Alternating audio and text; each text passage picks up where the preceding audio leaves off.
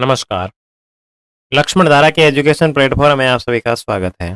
प्यारे साथियों, अपन geography class 12 के नोट्स एंड एमसीक्यू की बातचीत कर रहे थे काफ़ी दिनों से। आज आपकी जो मानव भूगोल है उसका लास्ट चैप्टर है मानव बस्ती। ठीक है, तो इसको करते हैं कंप्लीट। उसके बाद में इसके एमसीक्यू कर लेंगे और उसके बाद में आपको नई जो आपकी किताब है भारतीय अर्थव्यवस्था वाली उसको अपन शुरू कर लेंगे। ठीक है, सबसे पहले देखेंगे मानव बस्ती। मानव बस्ती उस क्षेत्र को कहा जाता है जहाँ मानव स्थायी रूप से बसा हुआ होता हो। दूसरे शब्दों में वह क्षेत्र जहाँ पर लोग स्थायी रूप से रहते हैं, वो अपना जीवन यापन करते हैं, उसे मानव बस्तियाँ कहते हैं। मानव बस्तियों के मुख्य रूप से दो आधार हैं, स्थिति के आधार पर और बनावट के आधार पर। ठीक है, मानव बस्तियों का विभाजन स्थिति के आधार पर। स्थिति के आधार पर देखेंगे तो एक तो ग्रामीण बस्ती होगी और दूसरी नगरीय बस्ती। यानी ग्रामीण बस्ती जो गांव में निवास करती हो, नगरीय बस्ती जो नगरीय क्षेत्र में निवास करती हो। तो आप इसमें देख सकते हैं कि वह बस्तियां जो आकार में छोटी होती है और जहाँ के निवासी मुख्य रूप से प्राथमिक कार्यों में संलग्न होते हैं, जैसे पशुपालन है, मछली पालन है आदि, ये सारे कार्य जो होंगे प्राथमिक सेक्टर के, वो ग्रामीण बस्ती से संबंधित होंगे। दूसरी है नगरीय बस्ती। वह बस्तियां जिनकी जनसंख्या अधिक होती है, जहाँ अधिकांश लोग जो है द्वितीयक और तृतीयक सेवा क्षेत्र से संबंधित होते हैं, उसे कहते हैं नगरीय बस्ती। अब मानव बस्तियों का विभाजन अगर बनावट के आधार पर करें तो सबसे पहले है सहंत बस्ती। इस प्रकार की बस्ती में मकान एक दूसरे के पास पास बने होते हैं।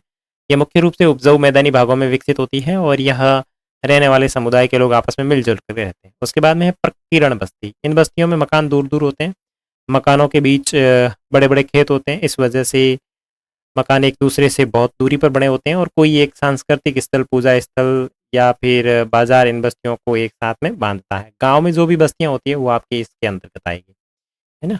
उसके बाद में बात करें ग्रामीण बस्ती। वह बस्ती जो आकार में छोटी होती है और जहाँ के निवासी मुख्य रूप से प्राथमिक कार्य में होते हैं और मछली पालन, पशुपालन करते हैं, तो ये ग्रामीण बस्ती हो गई। ठीक है, आगे बात करें ग्रामीण बस्ती के प्रतिरूप।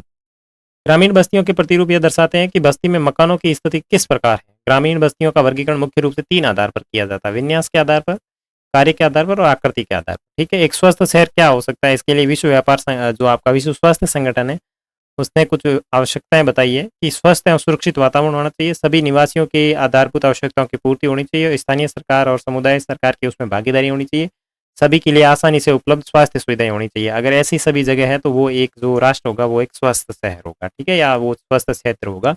ऐसी जानकारी विश्व स्वास्थ्य संगठन देता है।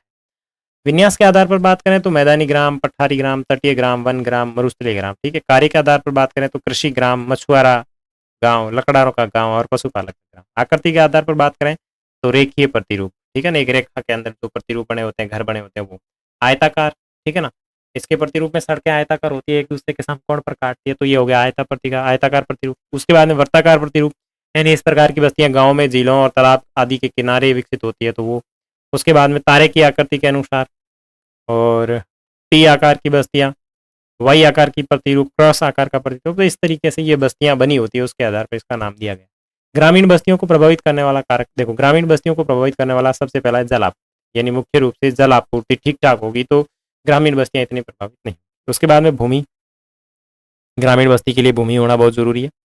उसके बाद में उच्च भूमि क्षेत्र भी होना जरूरी है, गृह निर्माण सामग्री भी होनी जरूरी है और सुरक्षा भी होना जरूरी है। तो ये जो प्रमुख कारक है ये आपकी ग्रामीण बस्ती को प्रभावित करते हैं।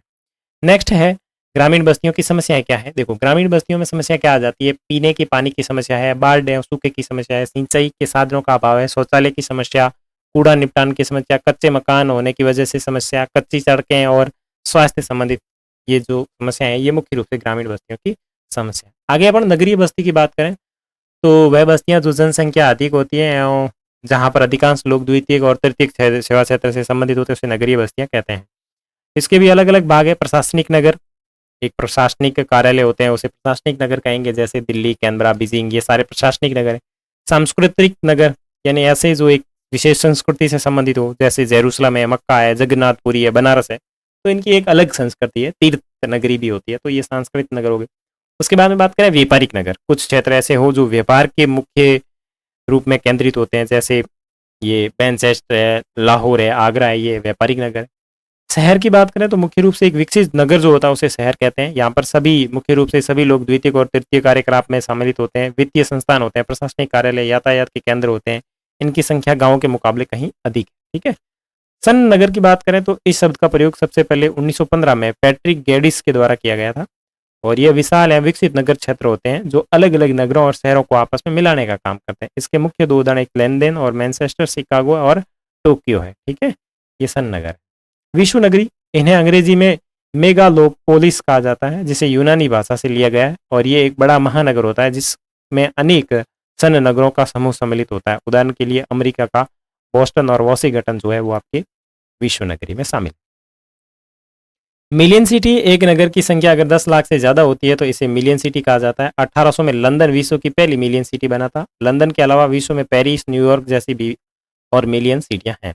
मेगा सिटी, एक क्षेत्र जहां की जनसंख्या करोड़ों से अधिक होती है उसे मेगा सिटी कहते हैं। ठीक है, न्यूयॉर्क 1950 में विश्व का प्रथम मेगा सिटी बना था। तो इधर आपको लंदन ध्यान रखना है, इधर ये आपका न्यूयॉर्क। ठीक है, विकासशील देशों में नगरीय बस्तियों की समस्याएं क्या है? तो अनियोजित शहर, आर्थिक समस्याएं, पर्यावरण संबंधी समस्याएं, जाम की समस्याएं, मलिन बस्तियां और सामाजिक और सांस्कृतिक समस्याएं बीच में शामिल होती है। नगरीय रणनीति योजना, ठीक है, संयुक्त राष्ट्र विकास कार्यक्रम में नगरीय रणनीति योजना की कुछ प्राथमिकता बताइए कि नगर निर्धनों के लिए आश्रय स्थल में वृद्धि, आधारभूत नगरीय सुविधाओं में जैसे शिक्षा है, प्राथमिक स्वास्थ्य, जल संबंधित और सफाई संबंधित प्रबंधन अच्छे से होना चाहिए। महिलाओं की मूलभूत सेवाओं, राज्य की सुविधाओं तक पहुंच होनी चाहिए। ऊर्जा उपयोग तथा वैकल्पिक परिवहन तंत्र को भी उन्नत करना चाहिए। वायु प्रदूषण को कम करना चाहिए। तो इस तरीके से आपका जो चैप्टर संख्या 9 है वो यहाँ पे कंप्लीट होता है। सॉरी, चैप्टर संख्या 10 कंप्लीट होता है। साथ ही जो आपकी मानव भूगोल है ये पूरी तरीके से यहाँ पे कंप्लीट होती है। ठीक है ना, तो नोट्स जो है वो आपको मिल जाएंगे, नीचे कमेंट सेक्शन में लिंक मिल जाएगा। और साथ ही साथ इसमें जो शब्दावली है वो भी यहाँ पे दी हुई है। ठीक है ना, तो आप पीडीएफ जब ओपन करोगे तो इसमें मिल जाएगी। कृषि क्या है, खनन क्या है, खुली खदान क्या है, कुप्की खनन क्या है, जिनकी अपन ने चर्चा की है ना, वो सारी शब्दावलियाँ इसके अंदर दी हुई। तो आप देख लेना पीडीएफ। ठीक है, तो अभी लास्ट इसके बातचीत कर लेते हैं एमसीक्यू की, उसके बाद अपन आगे की नए विषय के बारे में बातचीत करेंगे।